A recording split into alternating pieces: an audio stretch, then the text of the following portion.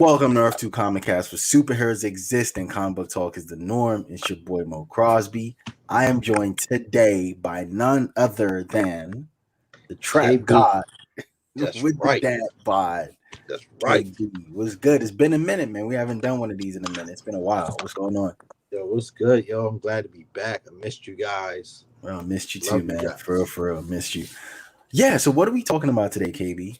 Can you Yo, help we're us? talking about this new episode of WandaVision, one of this Facts, very special episode. And facts. this was Oh, amazing, dog. it was. It was. Hold on, before you. Are we going in? Yeah, no. You know what? Go ahead, clear the board. Like and share. Sharon, like, put the word out here. We back. We out here in these streets. He's wearing his red. I'm wearing my blue. We bracking. We chilling. You know what I Who's mean? We out here. bragging? Put the I'm word out. asking, are we going in though? Are we going in? Spoilers and Yo, everything. balls deep. I bet. So we going in spoilers and everything. If you haven't seen the episode right here, this moment right now is where you stop, pause, go watch. It's about 30 minutes and come back and chat with us a little bit. All right. So And like and what I share. want what I want to talk about is I think I want to go from the back. Pause. I think I want to go Coffee time. right.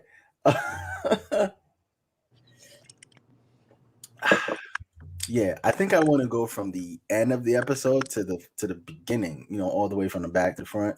Okay. Pause again. So we've recast Pietro. And that's how the episode ends. Yeah. Mic drop mode. All right. So for those that don't know, we got a chat room that we write all day long with each other, right? It doesn't stop. Like, it's 24 hours us nonstop writing each other. Damn, I woke up really this morning, brushed my teeth. I was like, new episode of WandaVision. Let me go ahead, push play on this joint, because I already had some theories and I wanted to see how it was going to go. And brushing my teeth, chilling, about to run my daughter's bath water and all that good stuff. And in the middle of all that, Lord behold, the end of the episode happens, and my man Quicksilver just pops up at the door, cool as a fan. And right. it's the recasted Quicksilver. Right. And And I'm like, ooh.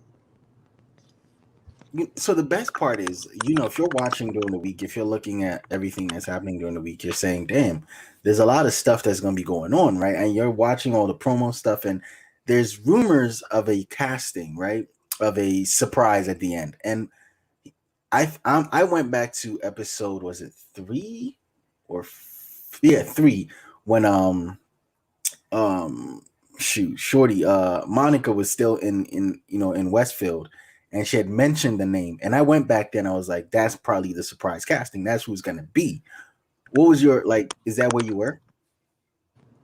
I had a feeling that we was going to see somebody pop up. I was hoping that we was going to actually see Aaron's character pop up. Was it Aaron Taylor, the original Quicksilver from Age of Ultron? I was hoping I was going to see him, to be honest. But I knew somebody was going to pop up, right? And I was like, this just caught me off guard, because the implications that it creates, like, dude, you didn't just bring anybody over. Like, you brought back your brother, but you, like, really fourth wall broke. It was like, no, I don't even bring back my brother. I'm bringing back my brother from a different franchise altogether that played the same character, but a same but different character. And I was like, dude, this is dope. This is dope. And we're here. Like, we're here. Right. And but look, and so another thing. Here's another thing about we're here. She brought him. Oh, I'm sorry. Go ahead. My bad. Here's the thing. You not only brought him in here, and you brought a Fox character that was in dual universes, like Aaron Taylor, I think his name is, played Quicksilver in MCU. Same character. You killed him off, and you bring in you bring in this Quicksilver from the Fox universe. But you also mentioned there are thousands of people that live in this town, which means there's thousands of options of other X-Men you could bring in. Right. Or you could create. Okay, so going back to the show again, we're working our way backwards and we're going all the way back in, right? There was one point when I think Vision had said to her, "How are you doing this?" And so I'm sitting here and thinking, like, yo, her powers are so crazy, right? Like, the comment right here says, Wanda's powers are far beyond than most. At the same time, she can, like she has so many powers, right? And her powers are super strong and whatever. And I'm thinking to myself, there's no way that she's doing all this herself, because when Vision is talking to her, and she's replying back to Vision saying, "I don't know. Do you think I can control all this?" Again, she damn near almost killed Thanos, right? But if we look at it, she's not just controlling one person. She's also controlling the entire town. She's controlling all their minds. She's in all their heads. And when Monica described what was going on with her, she said grief.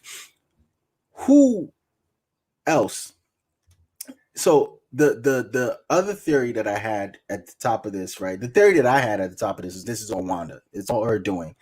Then the second theory was when I spoke to Roy about this, and he said it's not her. There could be another power. And my thing was, if they're going to bring in the X-Men, Mastermind would be who they would use, right? Right? From what's the name of the group? Help me out, man. Help me out. What's the name of the group? High Huh? Evolutionary, I think. The High Evolutionary. I think, right? But if we're as I'm watching it now, I'm thinking, if you can see my background and if you can see the background of the show, I'm thinking they're bringing another villain. I think this is who is coming.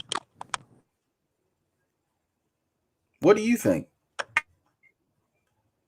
So originally, the very first episode, I actually had Mojo vibes, especially when they showed the clip of somebody's watching the screen and had the book and then put it down, but we later found out it was Darcy.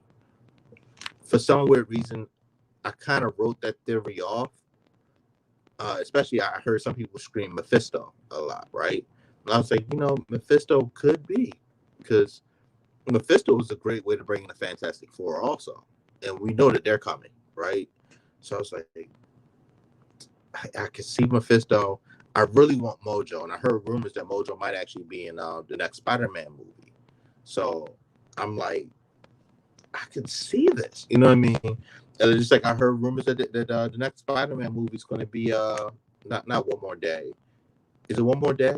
The story where Spider-Man, spoiler alert for anybody who never read this comic, but it's like everybody knows Spider-Man's secret identity. He makes a deal with Mephisto. Everybody's mind is wiped of Spider-Man's secret identity, right? Being Peter Parker.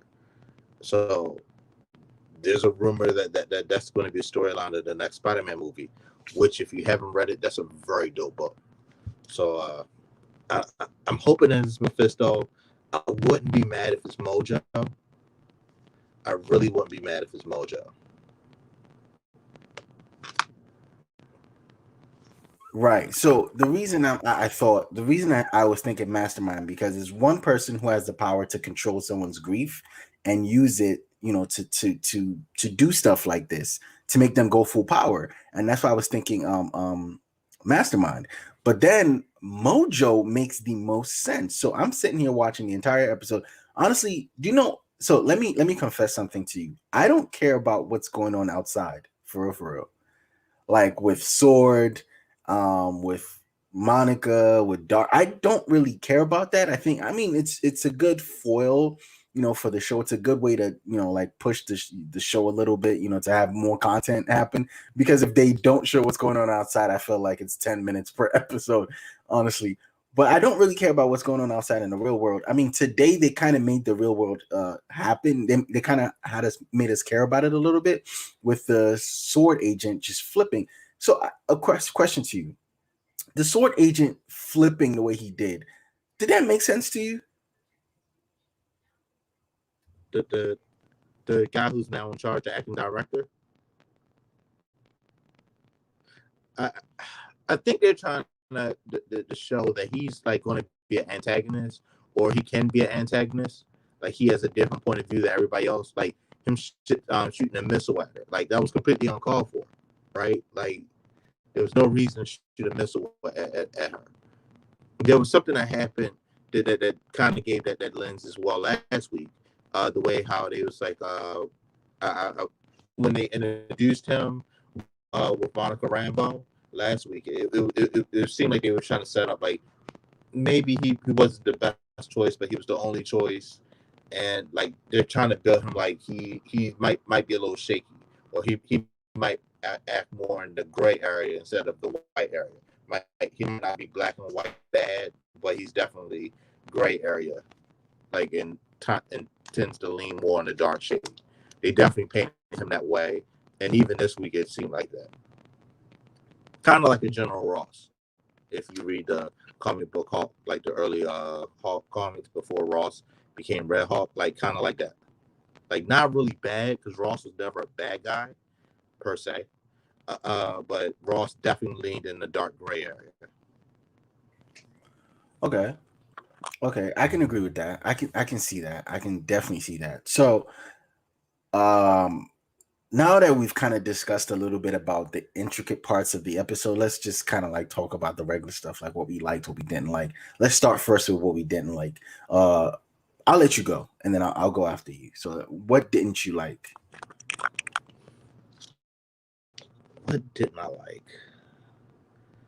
I mean, this episode was almost perfect. There's only one thing I really don't like, and that's the real animated vision. Like that I really don't like. Like episode 2, that animated vision kind of caught me off guard. Like, when he was hiding underneath the sheet with the scratchy thing on when the branches were scratching the window. I don't like animated vision. But mind you, I have some bias because I used to read comics. I still do. So that's not vision to me. Like I know that there was a Wanda and Vision series, and to a certain degree, he was somewhat animated in there. So I get that, but like I don't like the animated version of Vision. So that I don't like. Um, the kids aging up, I kind of like that, but I want to see where that goes. You know what I mean? Like, because it's kind of cool. I like Darcy and Wu, but Darcy and Wu is cool. But I don't like the fact when the show tries to lean too much on comedy. This episode they did a lot better with not leaning too much on the comedy, but I really don't like when this leans too much on comedy. That's about it. As far as what I don't like, this episode was basically perfect for me.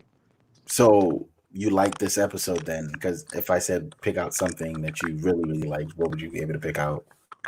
If I pick out something that I really did like, that you love above everything else that if you happened, want pick to talk something about out what that I you love, love. I could name one thing I love, and I could point. All right. So in the episode, there was 2 things I love. One was I love that they brought in Quicksilver from the Fox universe, but that tends to lean to what else I love. Before I knew Quicksilver was going to be in this episode, when Wanda walked out of the town and faced off with Shield, there was a huge Magneto vibe that she gave. That whole scene was a huge Magneto vibe, a huge Magneto vibe, and I'm just like, bruh, oh my god! Like I know for storytelling purposes with the MCU, Magneto isn't Wanda's father in the MCU, and this is what I'm thinking at the time. I'm like, dude, she's acting just like Magneto. And, especially when she bopped off and walked back and the guns turned towards the director, I was like, dude, this is like some Genosha Magneto vibes. Like, dude, don't come on my island, Magneto vibe. I was like, this is crazy. Facts. And then like, what, 12 minutes later or so, then you see, oh wait, maybe we are getting Magneto. Maybe that is why we got that strong Magneto vibe, was because you literally brought in Magneto's son from the other universe. So will they bring in Michael Fassbender? Let's say like, so for me, this is cool because it creates a whole bunch of questions for me. Well, what I didn't necessarily like is I think I've had it with the sitcom vibe. I want them to start getting a little more, into the episode. What I also haven't liked is that the episodes feel choppy. It's a 30-minute. It feels like it should be more. Like watching the show, it feels like it should be more. but then it always feels like every, and if the other, I mean, what I don't like, not necessarily like bad things, they're just nitpicks at this point. It's just like, little nits and picks here, nothing crazy, but ultimately I am looking at all these episodes like, I feel like you and you belong together more, and you feel like one whole episode, as opposed to like the 30-minute chopped episodes we're getting. That's it. Other than that, cinematography looked good. The acting from Wanda and from Wanda and Vision was on point. He got a little more into his shit. Like you said, he wasn't as comedic anymore. He was like really into his shit. When he starts questioning her, and that point, the moment where they almost kind of face off against each other, I was like, oh shit, what's about to happen? Love that. Also, I agree with you when she walked out of Westview and was like, yo, don't, this is my home. Don't come here anymore. I was like, this is kind of like Scarlet Witch to me. That wasn't Wanda that wasn't Wanda, MCU Wanda. That felt more like Scarlet Witch. And that, like you said, is how I felt the X-Men vibes before Pietro came in. And again, I thought the ending was pretty fucking amazing, and the fact that they used him as opposed to bringing ATJ back, you understand? Because you have one dead person. Bringing him means that we can now tie in the Fox Men universe. And so I like that. I like that. But the thing that I really really liked is, from that we might be getting a bigger MCU universe. Ultimately, that's what I liked. Not necessarily that moment. I just like that moment, now creates something bigger in terms of like merging universes together. Um, we have a question. When do you think they're going to bring Doctor Strange in? I don't know. I would have thought, I think the end of the season. I think the very last episode, you know what? Let me let Kyle answer that. But I think the very last episode, they will leave a cliffhanger with a strange, like, kind of like it'll be like what's that thing they do at the end of every movie? That teaser they do at the end of every movie. I think that's what's gonna happen. I think we're gonna watch WandaVision all the way through with a cliffhanger that'll let you know Doctor Strange is in this. Yeah, I think we're going to get some Doctor Strange clues. The closer we get to the end of the season, which it's 10 episodes for this season, I think, and we're on episode 5. So either we're going to get like a tag on edit scene after a post credit scene on episode 10, or we're going to get some kind of Easter egg for Doctor Strange in episode 9 that's going to directly tie us into the Doctor Strange movie, one or other.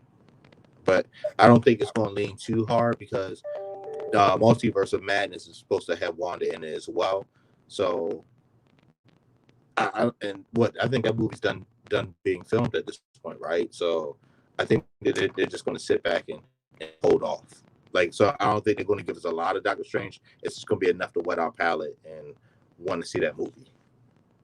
Yeah, I'm with you. I don't think we're gonna get any Strange. I think we're gonna get like maybe like at the end we see him walk in or something. It's just gonna be very tiny Strange, and but it's probably gonna be something worth it though. That's what I feel. Mm-hmm. Or we're going to get Wong. Yeah, I think we could get Wong maybe, and Wong is some kind of way tied in Strange. Yes, I agree. I feel Wong is the better tie-in to Strange than maybe a Strange cameo himself. Even though a Strange cameo would be awesome, but Wong would be great. Final thoughts? Episode was great. As a therapist and somebody who works with people that deal with depression and grief and have a lot of issues with denial, which Wanda's a person that does have a lot of denial and depression and, like, mind you, a lot of complicated grief for her, right? Um, I like how I see Agatha. I'm calling this Agatha Harkness. I'm sorry, Agnes is Agatha Harkness. I'm just not going to be in denial and play along. Like that's her. So I That's like what you how feel. with her it's like she's manipulating. So what I do with therapy when somebody's in denial, has delusions, stuff like that, I've learned that it's better to go along with the delusion just to probe better to get them to get to a better result. Like just play along with instead of fighting them. Like, oh no, this isn't real. Because when you do that, people push back, and you saw that with Vision in the first few episodes. You could see somewhat in Vision's. Shouts out to the actor. He did a real good job with his facial expressions. You can see where he does like the pushback, like the one situation when Monica Rambeau got put out and he came back. He's picking up the baby and he's looking like nervous at Wanda. Like you, and then even in this one, you can see like Vision's his facial expression, like, dude, I'm not agreeing with this. And then at the end, you see the little standoff between the two because he's confronting her. And when you confront a delusion, they push back, and then you might lose the person when you confront a delusion, right? But when you go with it, people tend to open up more and give you more of what you want to see. And you can see that with Agnes, right? Agnes is going with the delusion from very first episode until now. Agnes has been an ally, and Wanda has latched on and become very close with Agnes. So I like how they're showing that, but that's true manipulation too on Agnes's part.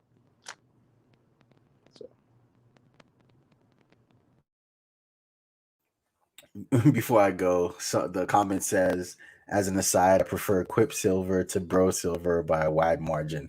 I'm not gonna lie, I really do like Foxman's Quicksilver better. You know, he's been the bright spot in all the Fox movies, or the Foxman movies from when he came in. So yes, I will agree with you on there. Yes, my final thoughts are as well, you know, with you on the fact that um I do agree that um I do agree that Agnes, I'm not gonna call her Agatha because I don't believe that she is. I do agree that Agnes has some, what's the word I'm looking for? She has some hold or wherewithal of what's going on, and she has some awareness. Where everyone else is kind of like not, you know, lost in it, she has some awareness as she's displayed multiple times. You know, I feel like also Agnes might be the person she's using to tether herself to kind of like reality in a little bit, because she doesn't want to lose it a lot. I am interested in seeing how, because again, Agnes and Vision have had a conversation, and that conversation happened, I think, the same episode as you said when Monica got thrown out. Um, I'm waiting for the next. I hope they have another conversation, another kind of confrontation. Uh, Another kind of conversation, and another kind of a um um another kind of conversation. uh I hope they do have that conversation later on, and I want to see how that one goes. If he does what he did to Norm to Agnes, I wonder how she's going to come out of it, right? Because the way Norm came out of it, even Vision didn't know how to help him. He didn't know what to do with it, and that's why he had that confrontation with Wanda.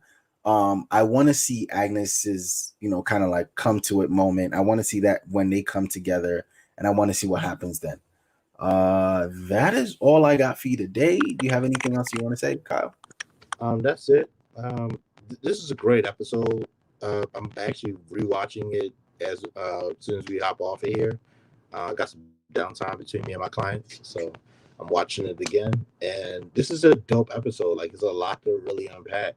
Like, I feel like this is some real good television because each scene, like, even though I hate the fact that it's only 30 minutes long, each scene is very valuable in this episode. Like, there's no like dry space or any dry dialogue that happened. Like, each thing is very important and very key. I think somebody's saying something in the chat. But I stand corrected. I was corrected. The person meant Quicksilver, MCU's Quicksilver. They didn't personally. I think that's what they're trying to say. I hope that's what they're trying to say. Anyways, that's all I got for you today. We could go on and on and on about this episode. Again, a really well done episode. It came together really well. It looks good. It was visually pleasing, and everything about the show aesthetically felt great. Thank you for watching. Thank you for listening. Those of you that are going to be listening on the podcast, we will catch you next Friday, same time around, for another episode, another discussion of WandaVision. Thank you very much, KB. Catch you on the next one. I have my laptop next week. We're not doing no All more. right. Okay. Okay.